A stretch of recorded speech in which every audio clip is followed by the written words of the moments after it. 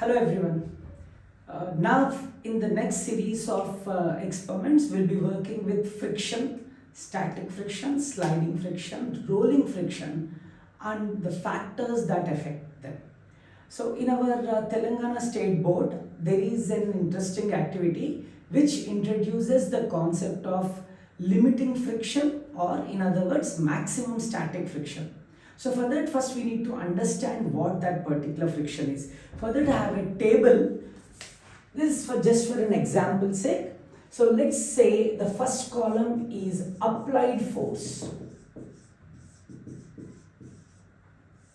The second column is relative motion. What I mean by relative motion? It's just that when an object starts to move from a surface, we call relative motion is achieved. Otherwise, it is stationary and the relative motion is not achieved. And third one, what we can call is resistance. I will explain all this with an example. Now, everything is in newtons because force is measured in newtons. Now, imagine I have a heavy block. I have a heavy block, I am placing it on this. This is just metal block. Okay. Now, what I want you to observe is the movement of this block when I apply a force. So, by the way, this block is at rest with respect to this board.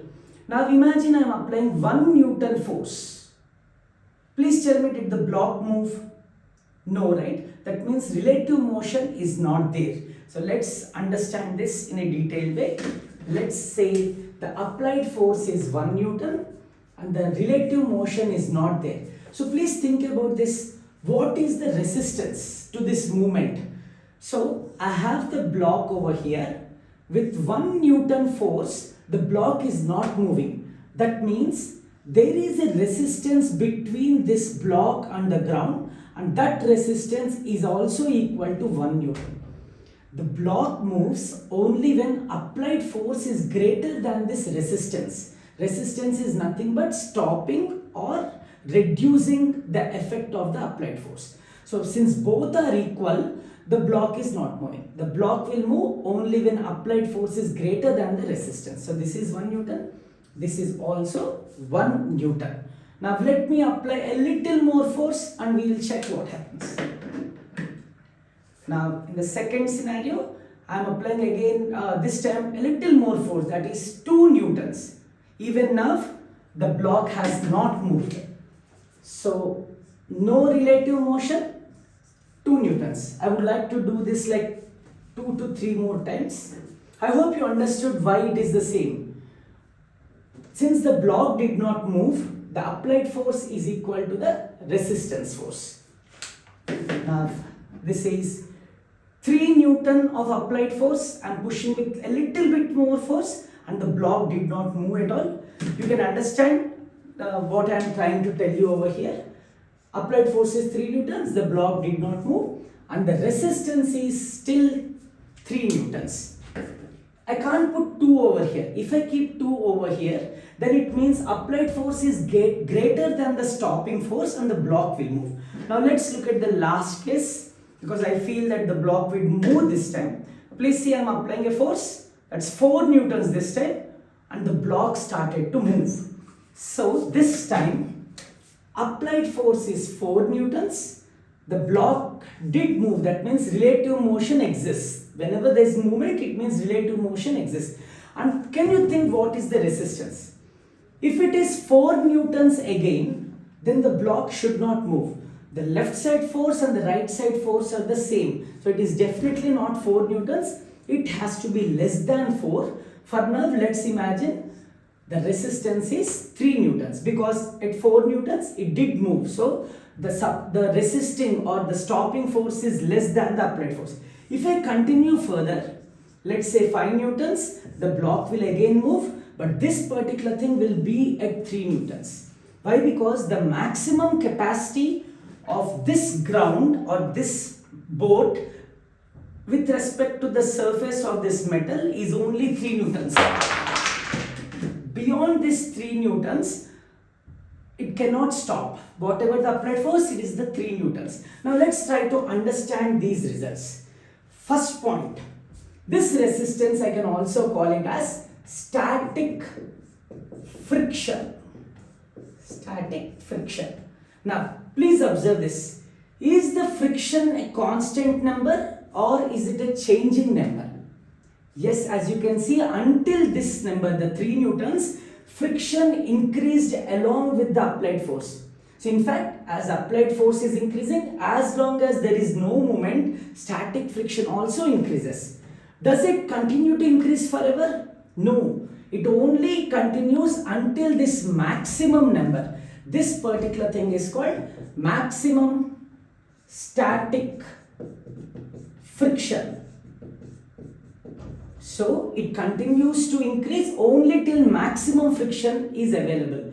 Once applied force is crossing this maximum value, as you can see, this is 4 newtons and this is 3 newtons. Relative movement or movement of an object occurs only when applied force crosses the maximum static friction. There is another name for this maximum static friction. It is called limiting friction. Now the concept is very simple. Let's quickly recap. Static friction is not a constant number. It increases with the applied force. It stops at a maximum value. This maximum value is dependent on the surfaces in contact. So as applied force goes beyond this maximum value, it's also called limiting friction, beyond the maximum value, then the object will start to move. Okay, so let's create a formula for this. Please observe this. When applied force is equal to static frictional force,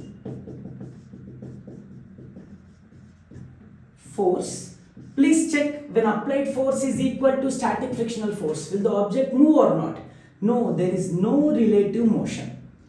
There is relative motion only when force applied is greater than limiting friction or limiting frictional force, or in other words, maximum static friction. Only when applied force is more than the static friction, maximum static frictional force, the object will move, it starts to move. So this is the concept behind static friction, its properties, the maximum static friction or the limiting friction. Now let's do an experiment to understand this entire concept. So these are the materials that we need for this experiment. We need a trolley car or just anything with wheels which can move smoothly. Then I need slotted weights.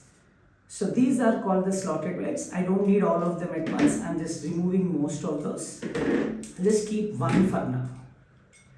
If you do not have slotted weights, then you can use these bolts. So you have these nuts actually. These are not the bolts, these are the nuts. These are calibrated. Each one is 40 grams. So something that are similar, you can use like those two. You will have to use a weight hanger for that purpose. So some metal wire that is bent in the shape of U, you can use it and fix it actually.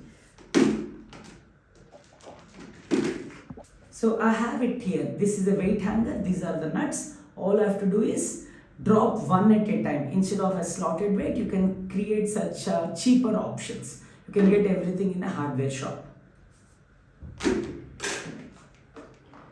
Now, what I'm going to do is I'm going to take a thread. In fact, I have nylon because it's strong.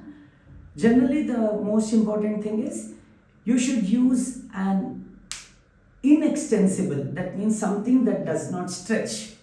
Nylon stretches a little bit, but it is very, very strong. So I wanted to use a strong thread. Now I'm tying one end of this nylon thread to the weight hanger of the slotted weights, and another end I'm tying it to a trolley car.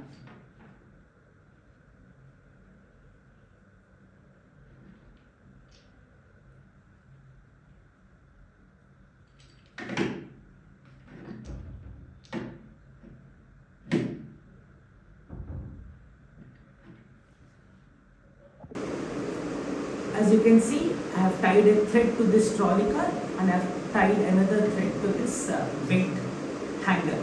Now I have this wooden block and placing it on top of it. The main goal of this experiment is to observe when there would be separation between this wooden block and this surface. So here with 0.5 newtons, this is actually 50 grams slotted weight. So in newtons it is 0.5 newtons. So it will drag due to gravity, it will fall due to gravity, and whenever it falls, we need to observe if this wooden block gets separated from the top surface of this trolley car. And when I say top surface, it should not be separated in the direction of motion, it should be separated in the other direction. That means if the trolley car is moving in this direction, then the wooden block should fall backwards, not forward. You're all familiar with Newton's first law. This wooden block is at rest. It should continue to be at rest even when the trolley car moves forward. And that will happen only when the trolley car is very fast. See, when the trolley car is moving slow, they'll go together. But now observe, if the trolley car is moving very fast, only then the separation happens. So we are trying to observe which block or the amount of weight that would cause this separation. Okay. Now, this table is extremely smooth at this corner. So if you do not have smooth tables at the edges, then you will have to come up with an arrangement like a pulley or this plastic electrical pipe that I have used. On this surface, it would be very, very smooth. So this is optional.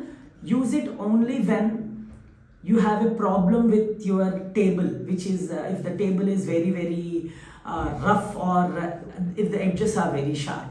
Now I'm going to leave this entire thing. Right now, as you can see, I'm holding this pulley arrangement and the weight is hanging downwards with 0.5 Newton force downwards. Now let's observe if there is a separation or not. So I'm going to leave it on 3, 2, 1, go. As you have seen, they did not get separated. They went together. The trolley car and the wooden block went together. And in fact, they got separated after the collision, that too in the forward direction. As I've pointed before, the wooden block should go backwards, not forward. Now let's add a little bit of weight to this.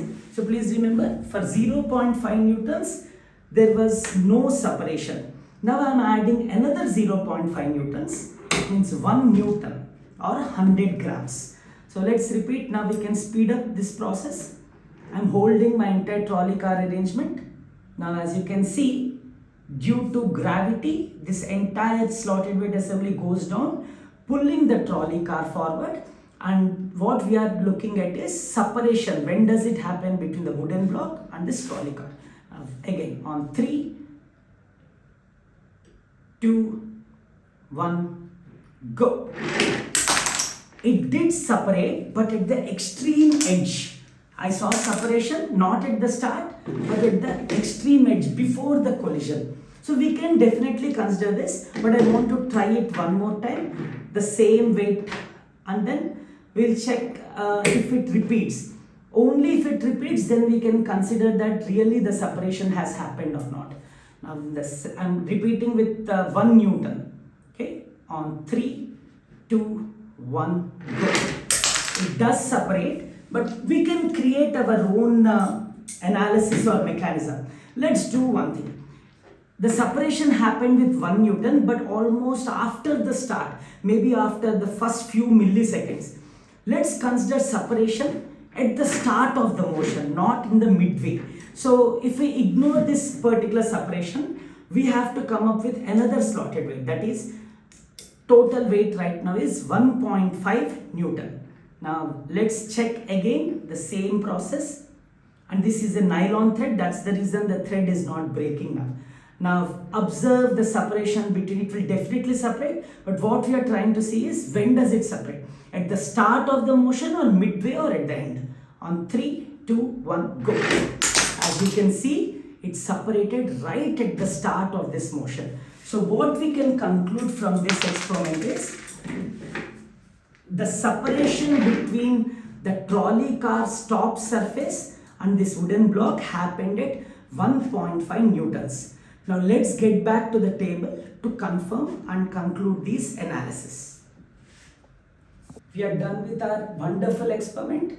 Now let's try to remember the results. With just one block, that means together it was 0.5 Newton. Please try to recollect if the wooden block separated from the trolley car surface. If you recollect, it did not separate. So there was no relative motion. So try to remember again. Applied force is on this side, that's 0.5 Newton. Since the block did not separate, there was no separation. That means there was a clear opposing movement in the other direction. And that also has to be 0.5 Newtons. So I'm generally giving like a tug of war experiment or example where the block isn't moving because applied force and resistance force are opposite in directions and they are equal in number. So resistance or the static frictional force is also 0.5 Newton. Try to recollect with 1 Newton. That means we use two slotted weights, the base one and the second one. And with that too, we did not see any separation. So the frictional force, the static frictional force or the resting frictional force is 1 Newton. Now try to, I do remember at the end it was getting separated, but we created a rule that the separation should happen at the start, not at the end. So the next one was 1.5 Newton. Yes, there was separation. Now please think, here I have 1.5 Newton and the block moved in this direction. Okay, look, relative motion happened because of the applied force. That means please guess, will it be 1.5 Newton?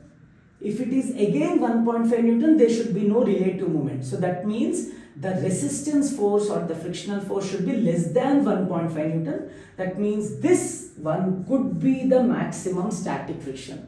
I'm not saying 1 Newton could be the static. Anywhere between 1 and 1.5 you might have a number. But to make it simple, we are just using 1 Newton as the maximum static frictional force. Now we did not continue this experiment because it was obvious, but if I would have used 2 Newtons, the block would have separated again, but this maximum value cannot increase beyond this number. Okay, so here let's see what is happening. As applied force increases, static friction increases. Does it increase forever? No, only when it reached this maximum value. This maximum value is called limiting frictional force. Frictional force. Now, when did you see relative movement? When applied force is equal to static friction? No, there was no relative motion. When applied force is equal to the limiting friction, even then it was not moving. This is the maximum value, but still applied force is equal to the limiting friction. But when did you see movement? See this yes and yes? Only when applied force is greater than the limiting frictional force. That means when applied force is greater than, not even equal to, only when it is greater than the limiting frictional force or maximum static frictional force, you see relative movement. So that is the entire experiment and an amazing concept called the static friction and maximum static friction. I hope you understood. I hope you can observe this video multiple times to understand the concept in a better way.